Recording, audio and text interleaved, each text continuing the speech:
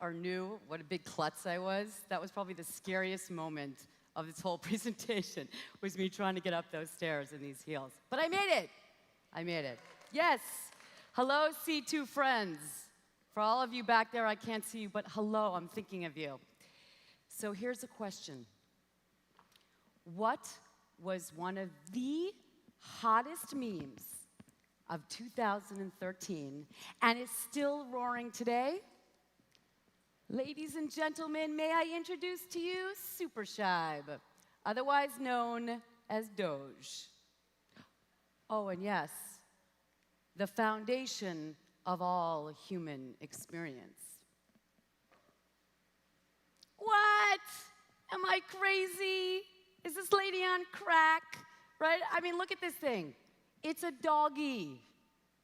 And it has spawned a nutty language of misspelled words and nonsensical phrases. And yet we love it. So much so that it launched a new currency called Dogecoin. True. And if it's not Super Shibe that we're so enamored with, think about all the crazy, mundane, and inane memes, clips, images that we just can't get enough of. What we call the visual web. You know what I'm talking about. Pictures of babies smoking, videos of dancing foxes and screaming goats, and picture after picture of what my buddy ate for dinner last night. What gives? Who cares?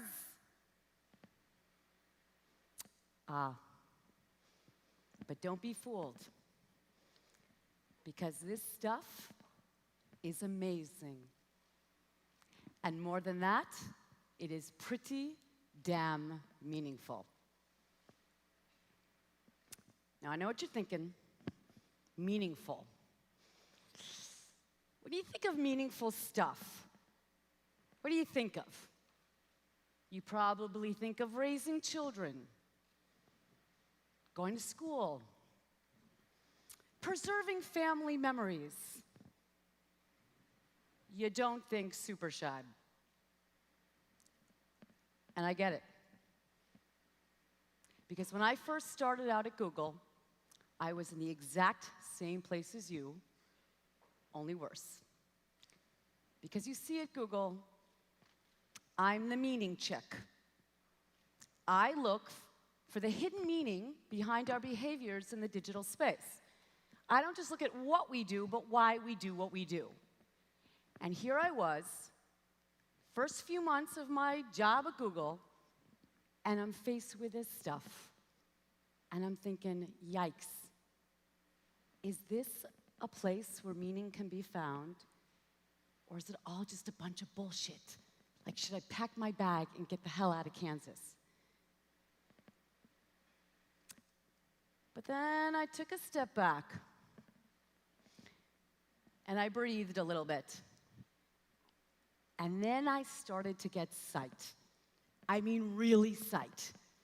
Because you see, deep down, I'm a little weird. And I really dig this kind of stuff. I don't necessarily mean the digital stuff. I mean the kind of odd or, kind of weird or maybe just everyday behaviors of us all. I love to find the hidden meaning of it. Even when I was a kid, I remember I was fascinated by all the little kind of trivial or maybe frivolous things that we would do. The stuff that we brush off, that we don't think about. I used to love to ask the little whys. I remember driving my brother crazy, for example. I would say, Johnny, why do you have to comb your hair just so? Or I'd ask my friends when we were kind of illegally eating pints of ice cream, watching soap operas after school, saying, why do we love General Hospital so much? So, when most little kids, 4-year-olds, 5-year-olds, 6-year-olds, when they were asking the big whys, like, why is the earth round? Or, is God a he or a she? Or, hey, Mom, why is the sky blue? Whoops, I'm going back to that. I would ask, hey, Mom, why do you wear blue? Oh, my poor slide is not skipping. There you go, my blue slide. Okay. That's not courtesy of me, it's courtesy of my designer. But anyway, so I mean, I would just love to ask these little whys, and everybody would say to me, like, who cares? Whatever. These are such random questions, go pass the popcorn. And what was worse was that my parents are scientists.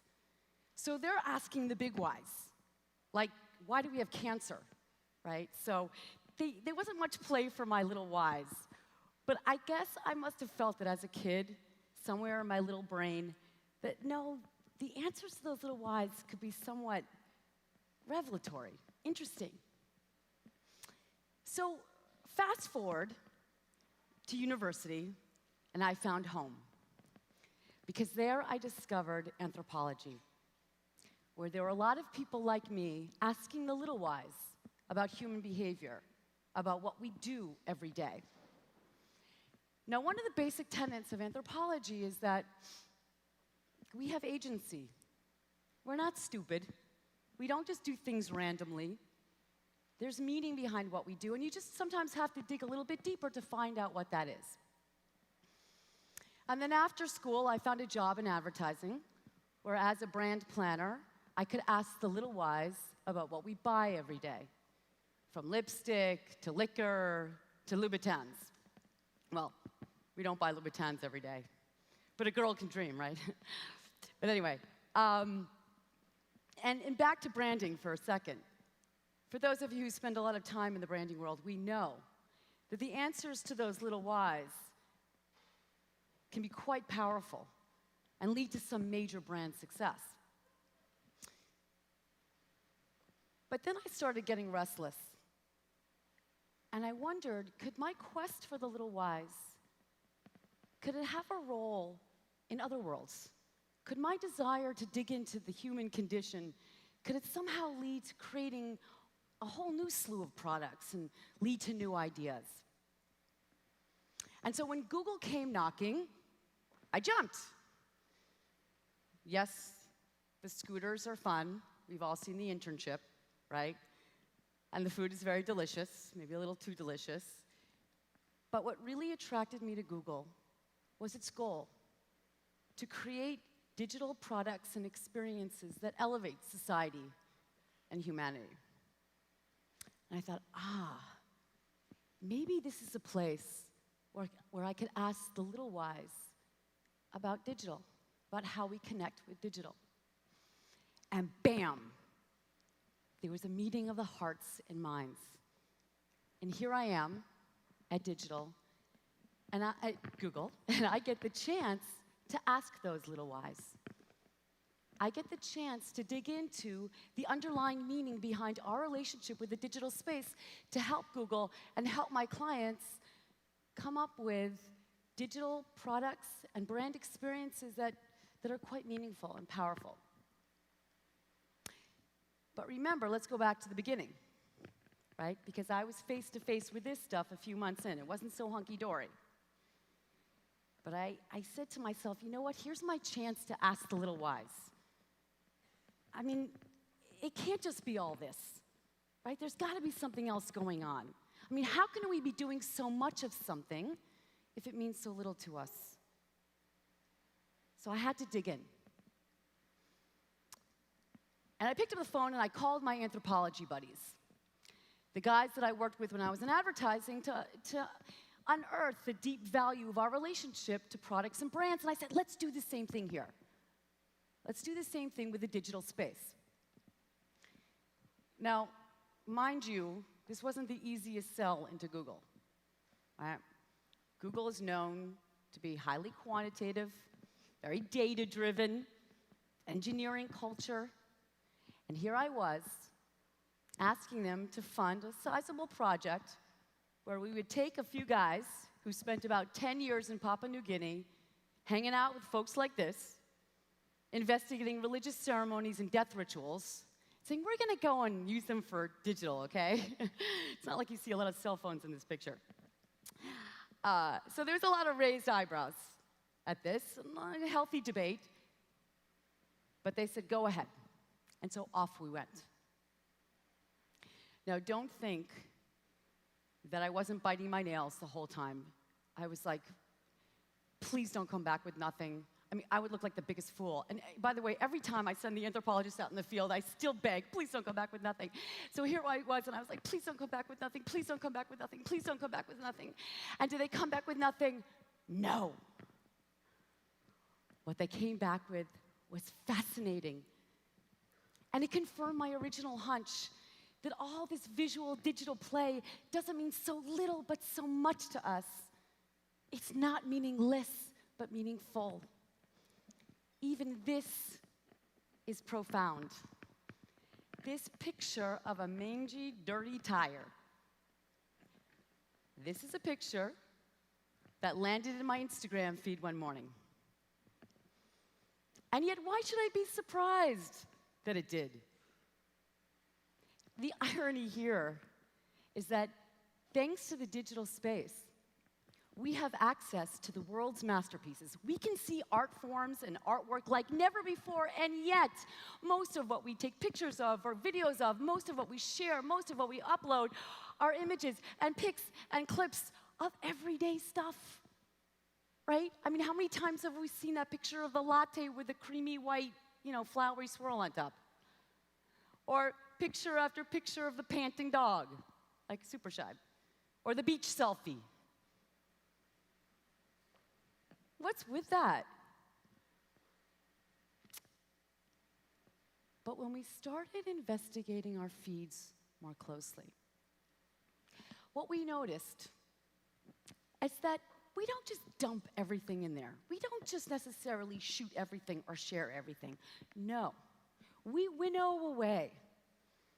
Picking those shots, picking those videos, picking those memes and images that show these everyday things in a slightly new way. They're shot, juxtaposed, positioned in such a way to offer me a new perspective.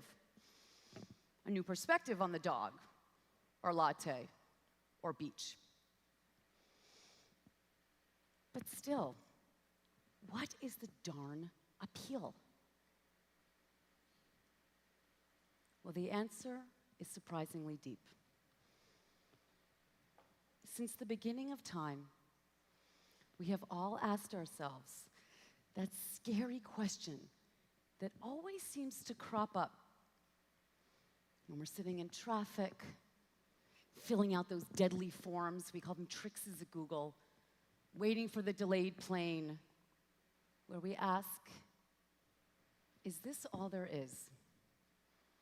Is this my life? I know I've asked that. And since the beginning of time, Greek playwrights, ancient religions, philosophers, authors have sought to answer that question by feeding our appetite for wonder and discovery in the everyday.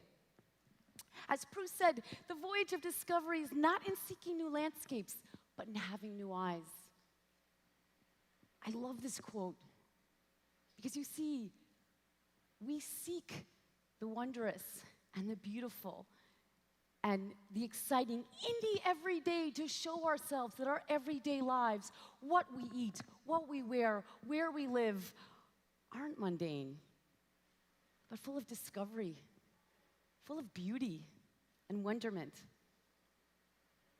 And so fast forward to today, and we are attracted to these everyday images and clips and memes, especially because of their everydayness, made that much more interesting. The visual web helps us see our world anew, with new eyes, making the familiar fascinating and reigniting our love affair with the world. I walk to work every day, and I see things on my walk that I never would have noticed, never would have recognized, but because my friends sent me wonderful video shots and clips of these things, I now see my walk in a totally different light. And so these everyday, seemingly mundane clips and images and videos actually elevate our everyday and make us realize our world does matter.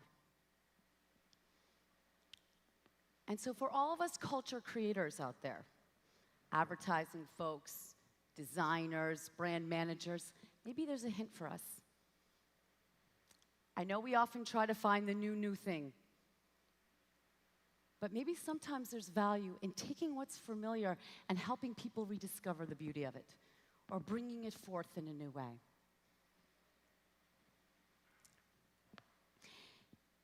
Now, at this point, you may be saying, I get the Proust thing, I like those latte shots, but come on. What about all those crazy, zany, redonkulous videos and clips like our friend Super Shibe, or stuff like this? One more dawn, one more day, one day. 2, 4, 6,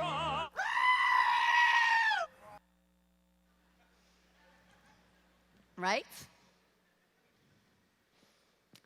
But this isn't a sign of zaniness or stupidity, but a sign of brilliance. And before you doubt it, think about it. What does it mean when someone's brilliant, right? What's a sign of brilliance? When that person can come up with amazing ideas. And how do those ideas get formed? When we connect two seemingly unrelated, disconnected notions or objects that, when brought together, reveal something novel. Now, at the level of neuroscience, this happens when synapses fire up in our brains. And here's where it gets super interesting. Because neuroscience tells us that the more we're exposed to random, unrelated stimuli, the more connections we will make. Because you see, we dig it. We are hardwired to want to make connections. We like to solve these problems. Leonardo da Vinci discovered this centuries ago. He said that the human brain cannot fathom a series of disconnected, unrelated notions or objects without us trying to connect them. These connections have meaning. And even if we don't always get it at first glance, our brain is figuring it out. Now, what does this have to do with the visual web? As soon as you jump into the visual web, let's say it's a Pinterest page or a YouTube site, you're exposed to a whole array of random stimuli, clips and images, and they may be from a world away or your own backyard, or from yesterday or today. And there's no filtering by some outside source. No one's saying, ooh, that's too sexy, can't put that in there, or that doesn't have a beginning, middle, or an end, or that's not 30 seconds. No, anything goes, right? And what's more, there's this kind of sense of anonymity. So you feel this freedom to play, you feel this freedom to upload and download anything. I mean, where else would you have a 63-year-old Yiddish mama be called the new queen of porn? That was literally a quote. Here's what she uploaded. A movie. Oh, look at that. This is real nature, babies. Look at that. Let's keep going. It's X-rated. So because of this freedom, because of this just exposure to all this random stimuli, all of a sudden you feel this desire to kind of roam around, and all of a sudden your brain starts making connections. You start becoming a mixer and matcher of content, engaging in this kind of synaptic play where your synapses start firing and boom, you come up with amazing connections. And it's here where this makes perfect sense. Why? So some dude is meandering around the visual web and he hears those screaming goats and he goes, huh, I think that's a B flat. And then he realizes that's the same as the end note of the high note rather of Les Mis, Who Am I in One Day More? Yes, snap. There he goes. And what's more, he can download them, splice them, edit them together, and then share them with the world. And even if we're not the ones literally engaging in this synaptic play, even if we're not the ones creating this stuff, right? Even if we're just witnessing and watching all these combinations, our brains are getting all fired up, right? Because we want to find the connection. What's going on here? We're digging it. We're like, what's going on? What's going on? Yes, I get it. And we're so excited by it. And then you know what we say back to the creator? I like the way you synapse. And you know what happens to us? We start going, hey, wait a minute, I can connect that to something else too. And we start realizing how creative we can be. Hence all the iterations of the Screaming Go videos, right? Or the Dancing Fox videos. My daughter cannot sing Taylor Swift's Trouble. You know that song? I knew you were trouble when you walked in. She can't sing that without going, ah, throughout it. Right? Because that's what she's watched is that video versus the actual Taylor Swift video, was the mashup.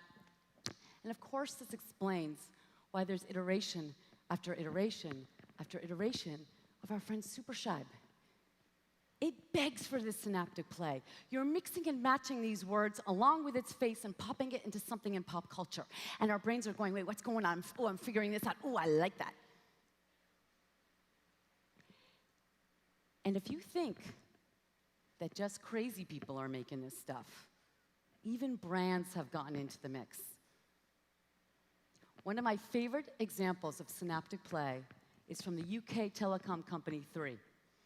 They've made a series of these. And what's also so cool about these is that they invite people in to engage for themselves and start playing as well. Have a look. We built this city. We built this city on rock and roll.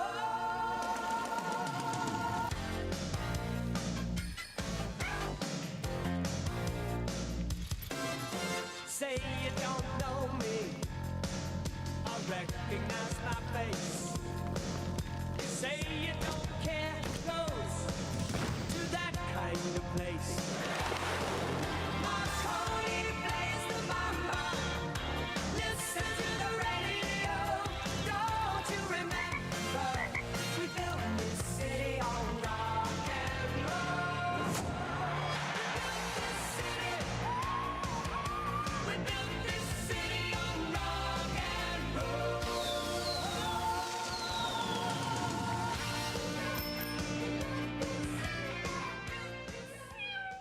Okay, so here's where they start inviting you in. We built this city Put your face in there.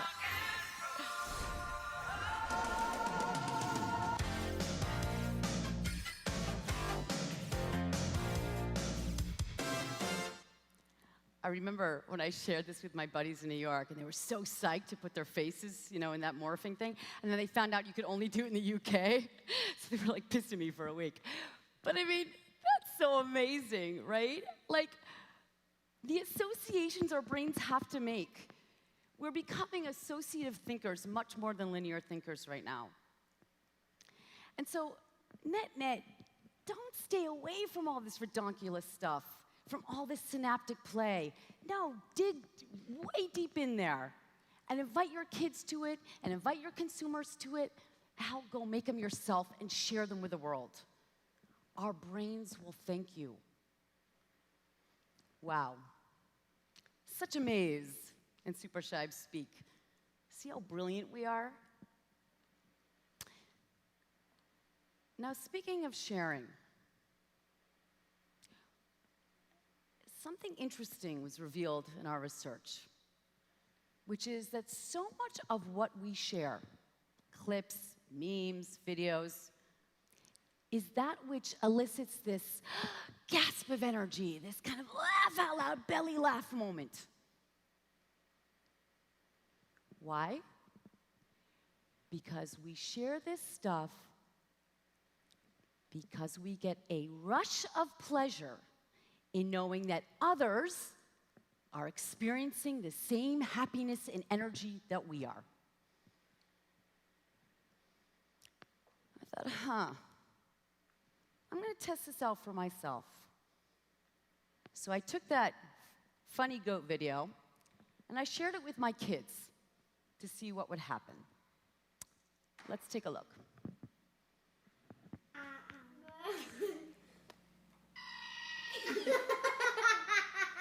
Start from the beginning.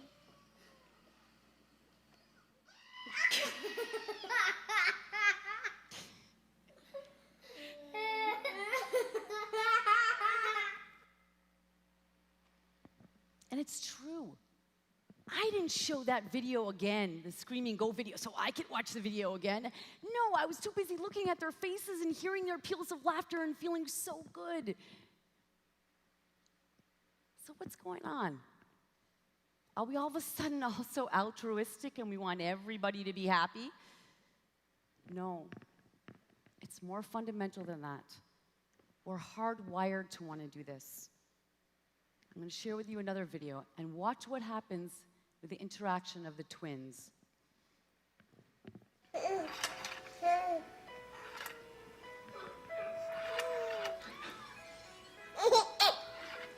one twin making the other twin laugh, making that twin laugh, and they go back and forth.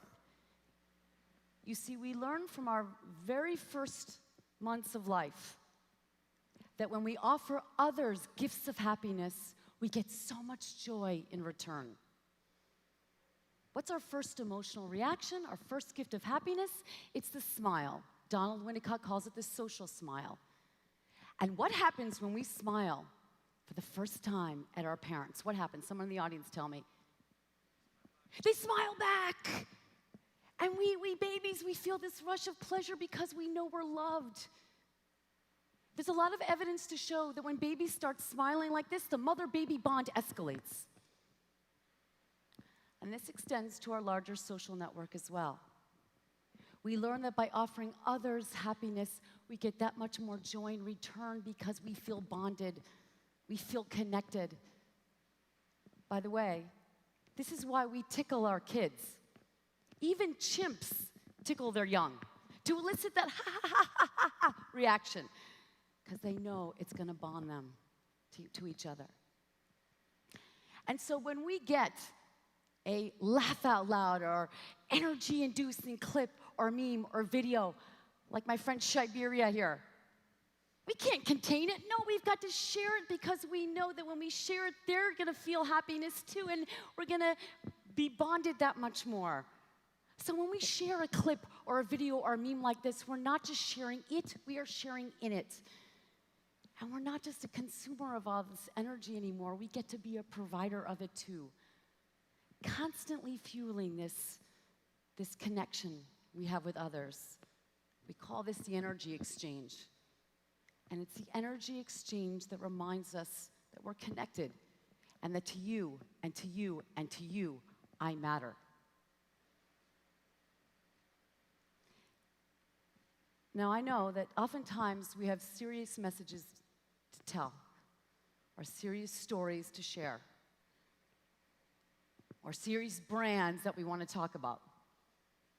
But that doesn't mean we can't do it in a way that offers a gift of happiness and energy. And there are examples out there of great brands who do that. And what's so powerful about that is that not only will you make somebody that much happier that day, but I guarantee you, you will connect with these folks that much more deeply. And so I hope you see from these examples and from this little discussion that the visual web is not just a place for 2-minute distractions, but it's a beautiful place to connect. I mean, really connect with our world, with our loved ones, and even with ourselves, with our brains and our sense of creativity.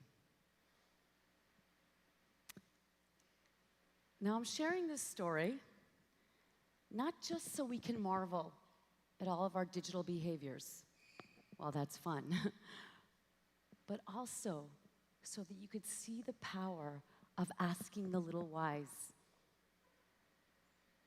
We all know that meaning can be found in stories and in religion and in science, but asking the little whys can reveal so much amazing stuff about who we are in our worlds in some of the most unexpected places. Now, I happen to ask the little whys about digital, but I used to ask them about products and brands. And now I ask them about beauty in my blog, but you can ask them about anything, right? I mean, you can ask them about why we Americans love to eat those disgusting hot dogs on Memorial Day, or why my neighbors insist on playing punk rock at 8 o'clock at night. Doesn't really matter. But the answers to those little whys can be so powerful. They can reveal so much about who we are and what we value. So I'd love for all of you to try something. And if you want to report back, that could be even better because maybe we can start some kind of social experiment today. Find that little thing that interests you.